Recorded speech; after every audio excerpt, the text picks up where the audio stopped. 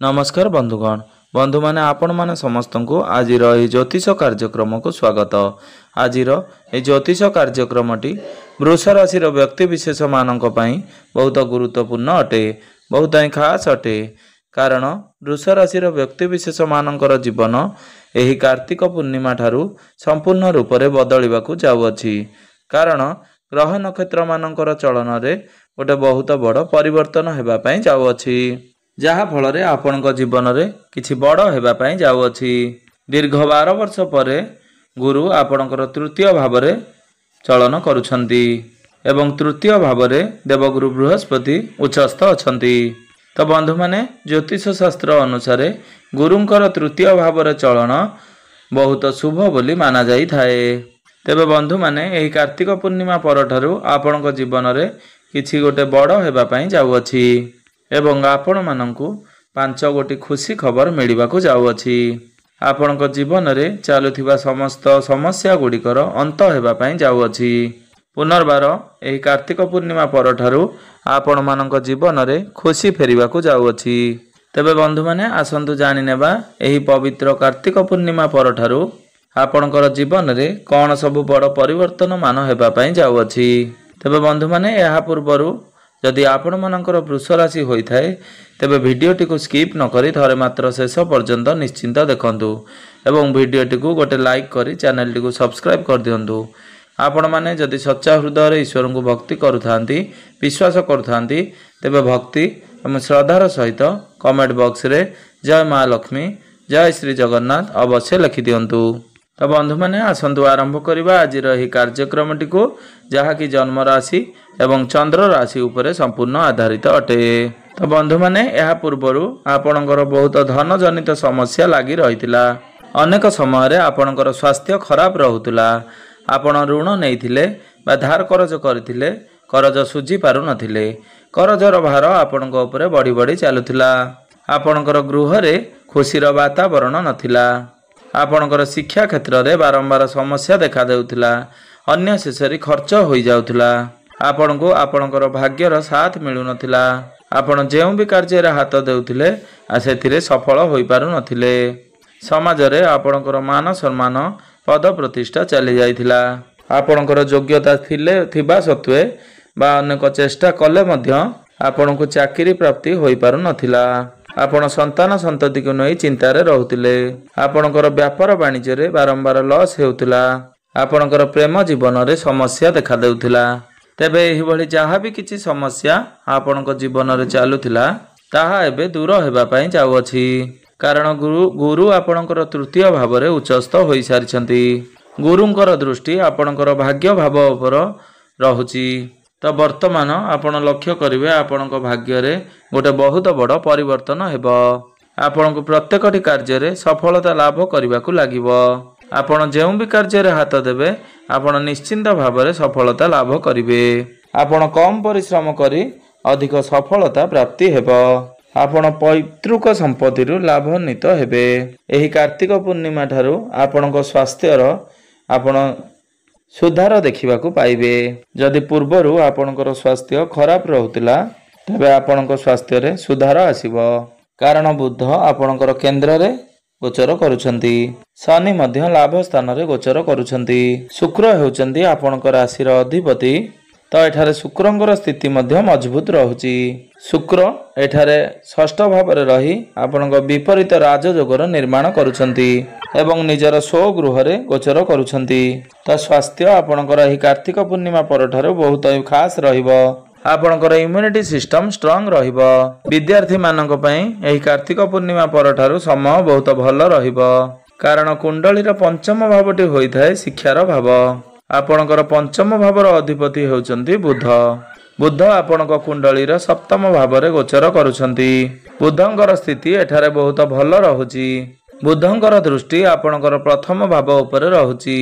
बृहस्पतिंकर दृष्टि बुधंक उपरे रहुची। तो यह आपणकर पाठ पढ़ा पई बहुत शुभ प्रभाव पकाइबो। एही कार्तिक पूर्णिमा परे जदि आपणकर कोनोसी एग्जाम अछि बा कॉम्पिटिटिव एग्जाम रहिछि बा गवर्नमेंट रिलेटेड कोनोसी एग्जाम रहिछि तो सेथिरे आपनको बहुत अधिक सफलता प्राप्ति हेबो। एही कार्तिक पूर्णिमा परे जदि आपण କୌଣସି ଆଡମିସନ କରନ୍ତି ବା କିଛି ଫର୍ମ ଫିଲ୍ଅପ୍ କରନ୍ତି ତ ତାହା ମଧ୍ୟ ଆପଣଙ୍କ ପାଇଁ ଭଲ ରହିବ। ମୋଟାମୋଟି ଭାବରେ କହିବାକୁ ଗଲେ ଏହି କାର୍ତ୍ତିକ ପୂର୍ଣ୍ଣିମା ଠାରୁ ବିଦ୍ୟାର୍ଥୀମାନଙ୍କ ପାଇଁ ଶୁଭ ସମୟ ଆରମ୍ଭ ହୋଇଯିବ। ଏବେ ଆସନ୍ତୁ ଜାଣିନେବା ଆପଣଙ୍କର ପ୍ରେମ ଜୀବନ କିପରି ରହିବ ଏହି କାର୍ତ୍ତିକ ପୂର୍ଣ୍ଣିମା ପରଠାରୁ। ତ ବନ୍ଧୁମାନେ, କୁଣ୍ଡଳୀର ପଞ୍ଚମ ଭାବଟି ଶିକ୍ଷାର ଭାବ ହେବା ସହିତ ପଞ୍ଚମ ଭାବଟି ହୋଇଥାଏ ଆପଣଙ୍କର ପ୍ରେମ ଜୀବନର ଭାବ, ଆପଣଙ୍କର ସନ୍ତାନର ଭାବ। ତ ଆପଣଙ୍କର ପଞ୍ଚମ ଭାବର ଅଧିପତି ହେଉଛନ୍ତି ବୁଧ। ବୁଧ ଆପଣଙ୍କର ସପ୍ତମ ଭାବରେ ଗୋଚର କରୁଛନ୍ତି ଏବଂ ଆପଣଙ୍କର ରାଶିର ଅଧିପତି ଶୁକ୍ର ଷଷ୍ଠ ଭାବରେ ଗୋଚର କରୁଛନ୍ତି।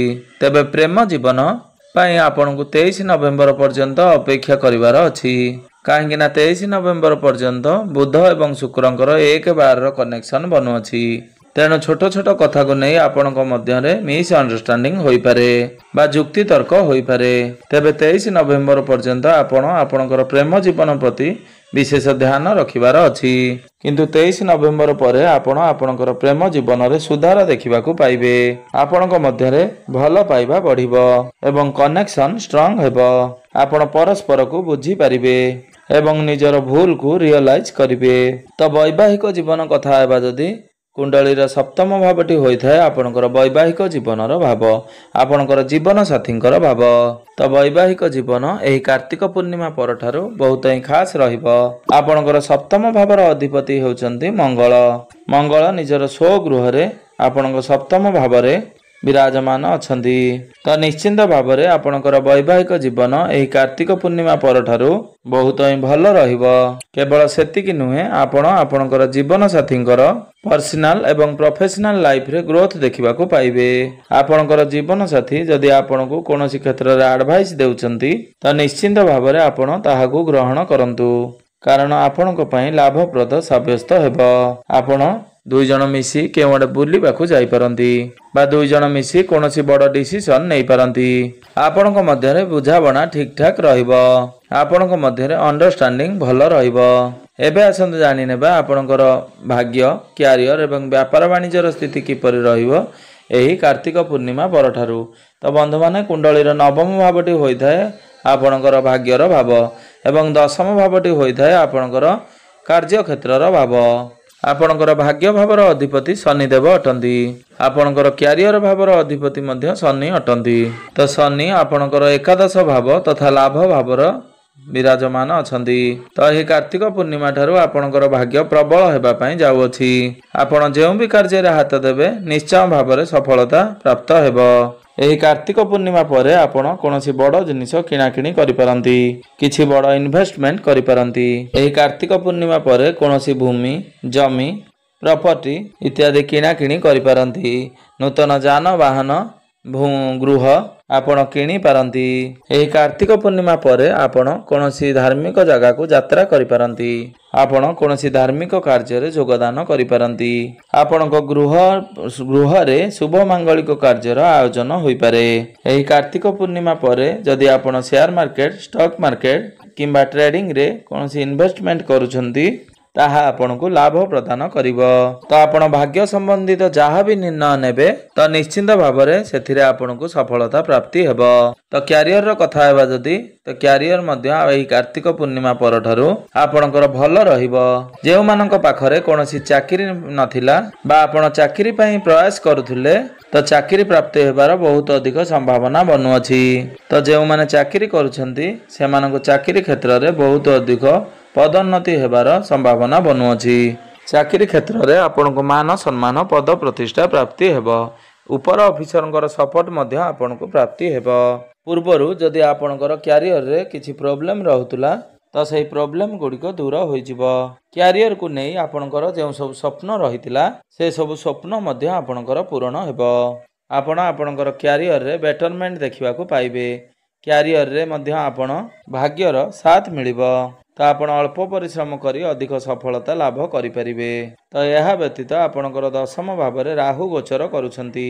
ତେଣୁ ଆପଣ ହାର୍ଡ ୱାର୍କ ଠାରୁ ସଫ୍ଟ ୱାର୍କ କରିବା ପାଇଁ ପସନ୍ଦ କରିବେ ବା ସ୍ମାର୍ଟ ୱାର୍କ କରିବାକୁ ପସନ୍ଦ କରିବେ ଏବଂ ଆପଣ ସ୍ମାର୍ଟ ୱାର୍କ କରି ଅଧିକ ସଫଳତା ଲାଭ କରିପାରିବେ। ରାହୁ ଆପଣଙ୍କର ଦଶମ ଭାବରେ ମିତ୍ର ରାଶିରେ ଗୋଚର କରୁଛନ୍ତି। ତେଣୁ ରାହୁ ଏଠାରେ ଶୁଭ ଫଳ ପ୍ରଦାନ କରିବେ। ଆପଣଙ୍କ ମଧ୍ୟରେ ସ୍ମାର୍ଟନେସ୍ ବଢ଼ିବ। ତ ବ୍ୟାପାର ବାଣିଜ୍ୟର କଥା ହେବା ଯଦି ବ୍ୟାପାର ବାଣିଜ୍ୟ ଏହି କାର୍ତ୍ତିକ ପୂର୍ଣ୍ଣିମା ପରଠାରୁ ବହୁତ ହିଁ ଖାସ୍ ରହିବ। ଆପଣ ଆପଣଙ୍କର ବ୍ୟାପାରରେ ବହୁତ ଭଲ ଗ୍ରୋଥ୍ ଦେଖିବାକୁ ପାଇବେ। ଆପଣଙ୍କର ଫାଇନାନ୍ସିଆଲ ଗ୍ରୋଥ୍ ହେବ। ଡେଲି ଇନକମ୍ ବଢ଼ିବ। ଆପଣ ଆପଣଙ୍କର ବିଜନେସ୍କୁ ଆଗକୁ ବଢ଼ାଇ ପାରନ୍ତି। ବିଜନେସ୍କୁ ନେଇ ଆପଣଙ୍କର ମନକୁ ନୂଆ ନୂଆ ଆଇଡ଼ିଆ ମାନ ଆସିବ। ତ ଆମେ ଯଦି ଦେଖିବା ଏହି କାର୍ତ୍ତିକ ପୂର୍ଣ୍ଣିମା ପରଠାରୁ ଆପଣ ଅନେକ କ୍ଷେତ୍ରରେ ସଫଳତା ପ୍ରାପ୍ତି କରିବାକୁ ଯାଉଛନ୍ତି। ଆପଣଙ୍କର ସ୍ୱାସ୍ଥ୍ୟରେ ହେଉ କିମ୍ବା ଶିକ୍ଷା କ୍ଷେତ୍ରରେ ହେଉ କିମ୍ବା ବୈବାହିକ ଜୀବନରେ ହେଉ କିମ୍ବା ଆପଣଙ୍କର ଭାଗ୍ୟକୁ ନେଇ ହେଉ କିମ୍ବା କ୍ୟାରିୟରକୁ ନେଇ ହେଉ ପ୍ରତ୍ୟେକ କ୍ଷେତ୍ରରେ ଆପଣଙ୍କୁ ବହୁତ ଅଧିକ ସଫଳତା ପ୍ରାପ୍ତି ହେବା ପାଇଁ ଯାଉଛି। କେବଳ ଆପଣଙ୍କୁ ଆପଣଙ୍କର ପ୍ରେମ ଜୀବନ ଉପରେ ଟିକେ ବିଶେଷ ଧ୍ୟାନ ରଖିବାର ଅଛି ଏବଂ ସେଥିପାଇଁ ଆପଣଙ୍କୁ କିଛି ପ୍ରତିକାର କରିବାର ଆବଶ୍ୟକତା ରହିଛି। ଆପଣ ପ୍ରତ୍ୟେକ ଦିନ ଶୁକ୍ରଙ୍କର ବୀଜ ମନ୍ତ୍ରର ଜପ 108 ଥର ଅବଶ୍ୟ ଜପ କରନ୍ତୁ। ପ୍ରତ୍ୟେକ ଦିନ ଆପଣ 108 ଥର ଗାୟତ୍ରୀ ମନ୍ତ୍ରର ଜପ ଅବଶ୍ୟ କରନ୍ତୁ ଏବଂ ପ୍ରତ୍ୟେକ ଦିନ ହନୁମାନ ଚାଳିଶାର ପାଠ ଅବଶ୍ୟ କରନ୍ତୁ ଏବଂ ପ୍ରତ୍ୟେକ ଦିନ ଉଦିତ ସୂର୍ଯ୍ୟଙ୍କୁ ତମ୍ବା ପାତ୍ରରେ ଜଳାର୍ଘ୍ୟ ଅର୍ପଣ କରନ୍ତୁ। ତେବେ ବନ୍ଧୁମାନେ ଆପଣଙ୍କର ଜୀବନ ମଙ୍ଗଳମୟ ହେଉ, ଏହା ହିଁ ଈଶ୍ୱରଙ୍କ ନିକଟରେ ମୋର ଏତିକି ପ୍ରାର୍ଥନା।